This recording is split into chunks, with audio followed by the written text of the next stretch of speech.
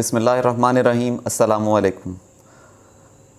मैं हूं आपका होस्ट राना अहमद, आपके चैनल ब्रिलियंट पाकिस्तान के साथ। नाज़रीन, उम्मीद करते हैं कि आप तमा अहलो अयाल जहां भी होंगे खैरियत से होंगे, इज़्ज़त और तकरीम के साथ होंगे। नाज़रीन, मिफ्ता इस्माइल साहब ने कल फ़ज़ीम बदामी साहब के प्रोग्राम में बड़े ख़ौफनाक किस्म के इंकशाफ़ात किए हैं और उन इंकशाफ़ात के हवाले से हम आज आपसे बात करेंगे आज के इस व्लॉग के अंदर। इसके अलावा जो हुकूमत के अंदर थरथली पाई जा रही है उस हवाले से भी हम आपसे बात करेंगे।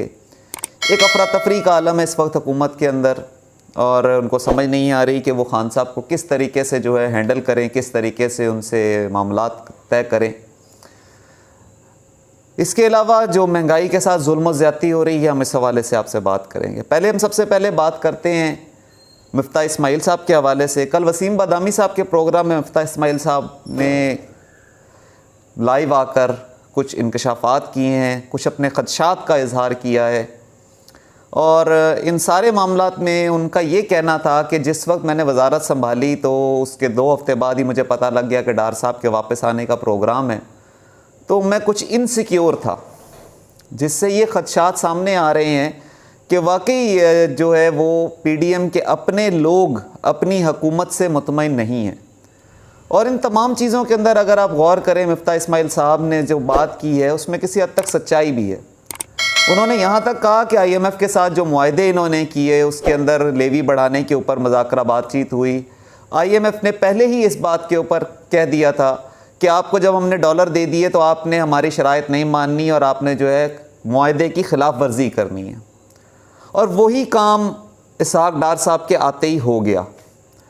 अब अगर आप जायज़ा लें, जिस तरह इन्होंने पेट्रोल के रेट को इंक्रीज़ किया था और उस पेट्रोल के रेट को इंक्रीज़ करने के बाद इन्होंने पे दर पे इतना इजाफ़ा किया कि पेट्रोल तकरीबन डबल कर दिया। इन्होंने 80% के करीब पेट्रोल महंगा किया था। जो रेट वापस हुआ वो इस रेट पे ये वापस लेके नहीं आए।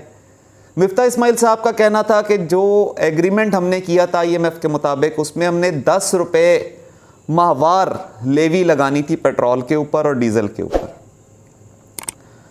अभी इसहाक डार साहब के आने पे इन्होंने पेट्रोल के रेट को कम किया है, लेवी को कम नहीं किया, लेवी को ना बढ़ाया है, उसको स्टैंड कर दिया है। यानी IMF के मुआहदे की पहली खिलाफ वर्जी तो हो गई है। और इन हालात के अंदर जो अगर आप गौर करें तो जिन चीज़ों के ऊपर IMF से एग्रीमेंट करके इन्होंने डॉलर लिए और उन हालात के ऊपर अगर ये उनकी शराइत पर पूरा नहीं उतरते तो IMF लाजमी तौर पे जो है दोबारा हमारे ऊपर सख्तियाँ और पाबंदियाँ लगा सकता है। मिफ्ता साहब इस बारे में बहुत परेशान थे और उनका कहना था कि जी इसहाक डार साहब ने आके जो संभाला यह सारा सिस्टम, वला आलम वो किस तरह उसको मैनेज करेंगे इस चीज़ों के ऊपर वो तो अब हम भी कुछ नहीं कह सकते। बज़ाहिर ये नज़र आ रहा है जो उन्होंने डॉलर को पहले ऊपर चढ़ाया और इसहाक डार के वापस आते ही जनाब डॉलर नीचे आना शुरू हो गया और उनके वापस आते ही उन्होंने पेट्रोल का रेट भी कम कर दिया। अगरचे वो पेट्रोल का रेट इंटरनेशनल मार्केट के लिहाज से इन्होंने कम नहीं किया। $123 पर बैरल था जिस वक्त ये हुकूमत आई और आज जो क्रूड ऑयल की कीमत है उसके पर बैरल कीमत जो है तकरीबन $86 है। तो उस लिहाज से इन्होंने पेट्रोल तो कीमतें तो रिड्यूस नहीं की, लेकिन ओवरऑल इन्होंने 12 रुपये का एहसान किया है कि 12 रुपये कम करके उन्होंने एहसान कर दिया है। अब इसमें जो असल हक़ाइक़ हैं वो तो जब तक डॉक्यूमेंटेशन और दूसरी चीज़ें सामने नहीं आती उस वक्त तक उस बारे में कुछ नहीं कहा जा सकता। कल इमरान खान साहब ने एक बड़ा तारीख़ी जलसा किया टेक्सला के अंदर। बहुत छोटी सी जगह थी लेकिन उसके बावजूद इतने लोग थे। उस जलसागाह तो फुल ही फुल था, लेकिन उससे बाहर रोडों के ऊपर इतने लोग थे कि यूँ लग रहा था कि जलसागाह के बाहर भी एक जलसागाह बनी हुई है। और इमरान खान साहब ने वहाँ पे अपना खिताब किया और उस खिताब के अंदर उन्होंने साफ बताया कि साइफ़र से रिलेटेड उन्होंने जो भी अवामात फैलाई जा रही हैं उस बारे में उन्होंने क्लियर किया। उन्होंने कहा अगर आपको साइफ़र ढूंढना है तो सबसे पहले वजारत दाखिला के पास ढूंढें, वो साइफ़र आपको वहाँ मिलेगा। और उसकी एक कॉपी जो है वो हमने डिप्टी स्पीकर कासिम सूरी साहब को दी थी और कासिम सूरी साहब ने उसको जो है चीफ जस्टिस ऑफ पाकिस्तान के हवाले किया था। एक कॉपी आपको वहाँ से भी मिल जाएगी। उनका ये बेबुनियाद इल्ज़ामात हैं। मैं तो चाहता हूँ कि साइफ़र जो है पूरा खुल के सामने आए ताकि पता लगे कि उस साइफ़र में लिखा क्या था। ये आवाम को बेवकूफ़ नहीं है, इस आवाम को समझ आ गई है, इस आवाम को शऊर इमरान खान साहब ने दे दिया है, और ये शऊर देने से ये आवाम जाग चुकी है, और आने वाले वक्त के अंदर ये आवाम पूरी तरह से बाशऊर हो जाएगी और ये जान जाएगी कि इस मुल्क के लिए कौन बेहतर है और कौन गलत है।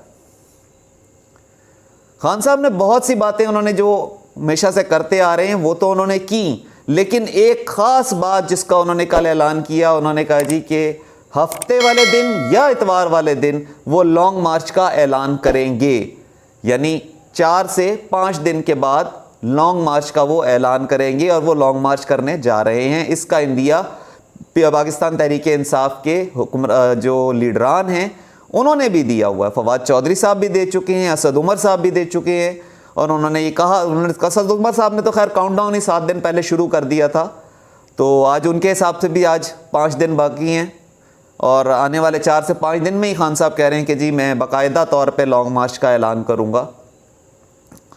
और उन्होंने कहा कि वो महंगाई के अंदर पिसी हुई आवाम है, साफ नज़र आ रहा है कि जिस तरह आवाम को ये तंग कर रहे हैं, सैलाब ज़दगान की मदद नहीं कर रहे, उनकी बहाली के इक़दामात नहीं कर रहे, जो आ रहा है कुछ पता नहीं लग रहा कि वो एड कहाँ आ रही है और कहाँ जा रही है, इस बारे में कोई इंफ्रास्ट्रक्चर, कोई अभी तक सूरत हाल सामने नहीं आ रही। इसके अलावा जो जितने भी इन लोगों के पास वसाइल हैं उसको ये बरूए कार नहीं ला रहे।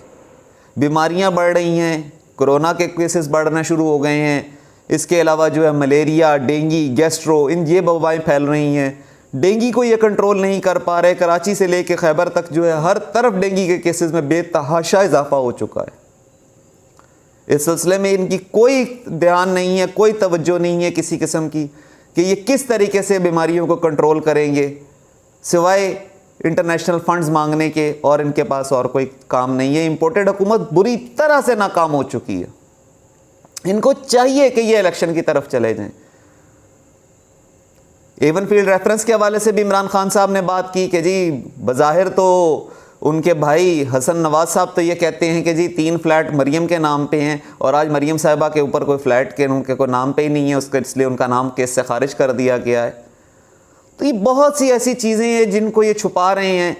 अच्छा, फिर मिफ्ता साहब ने एक और बात की, उन्होंने कहा जो नैब की तरमीम की गई हैं, नैब के हवाले से जो तरमीम हुई हैं वो हमने नहीं की, वो फ़ौज ने करवाई हैं। यानी सीधा सीधा आप अफवाज पाकिस्तान के ऊपर ये पूरा इल्ज़ाम डाल रहे हैं कि यानी मनी लॉन्ड्रिंग अगर कोई करे तो अफवाज पाकिस्तान चाहेगी कि पाकिस्तान डूब जाए, अगर कोई करप्शन करता है तो अफवाज चाहेगी कि पाकिस्तान के अंदर करप्शन हो।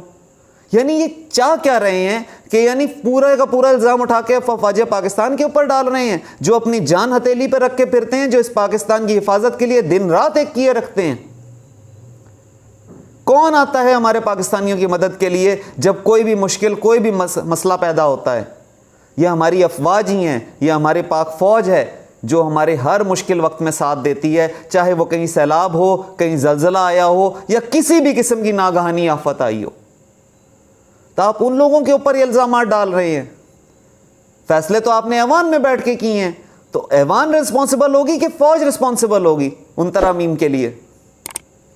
बिला वजह के इल्ज़ामात दूसरों के ऊपर डाल के अपने आप को क्लीन चिट लेने के चक्कर में ये लोग जो है दूसरे की गद्दी को ख़राब कर देते हैं। अब आ जाएं, खान साहब के जो वारंट गिरफ्तारी जारी हुए थे उसमें ज़मानत उनकी मंजूर हो गई है, और वह ज़मानत उनको 7 अक्टूबर तक दे दी गई है। जो उनके ऊपर बकाया दफ़ात थी उसके अंदर जो उनकी थी, और 3 अटैम्प्ट्स तो ये कर चुके हैं खान साहब को गिरफ़्तार करने की, अभी तक नाकाम रहे हैं, और आगे भी इंशाल्लाह नाकाम ही रहेंगी, क्योंकि इनके FIRों के अंदर और इनके वारंट्स के अंदर वो जान नहीं होती कि किसी तरह से, क्योंकि खान साहब के पास क्लीन चिट है, वो पाकिस्तान के अंदर ही रह के पाकिस्तान पे ही लगाना जानते हैं, वो किसी और जगह उठा के अपनी दौलत नहीं लेके जाते, जिस तरह ये हमारे इंपोर्टेड हुक्मरान लेके जा रहे हैं। अब इन सब हालात के अंदर ये पाकिस्तान को तरक्की की तरफ ले जाने की बजाय उसको तनज़्ज़ुल की तरफ लेके जा रहे हैं। ये हमारे इंपोर्टेड हुक्मरान ये कुछ नहीं कर पा रहे। उम्मीद करते हैं कि आने वाले वक्त के अंदर ये हमारे मुल्क के लिए कुछ बेहतर करेंगे। महंगाई की शरह पिछले महीने जो है फिर 0.8% के हिसाब से और बढ़ गई है, यानी जो पहले 47% थी वो तकरीबन 48% को टच कर रही है। बावजूद इसके कि इन्होंने पेट्रोल और डीजल की कीमतें इस महीने में कम की हैं, लेकिन उसका इम्पैक्ट क्या आएगा ये अगले महीने में पता लगेगा। लेकिन इस वक्त फ़िलहाल ये नज़र आ रहा है कि हमारी आवाम, ये गरीब आवाम, ये महंगाई में दबी हुई आवाम बुरी तरह महंगाई की चक्की में पिस रही है और उनको कोई किसी किस्म का रिलीफ नहीं दिया जा रहा। एक और बुरी खबर आपको बताते चलें कि बिजली के बिलों में जो इन्होंने फ्यूल एडजस्टमेंट के मद में रिलीफ दिया था वो रिलीफ इस महीने से ख़त्म किया जा रहा है और उनसे वो बिल कलेक्ट किए जाएंगे जो पहले उनको रिलीफ दिया गया था। यानी आप एक और बम गिरने के लिए अपने आप को जहनी तौर पर तैयार कर लें।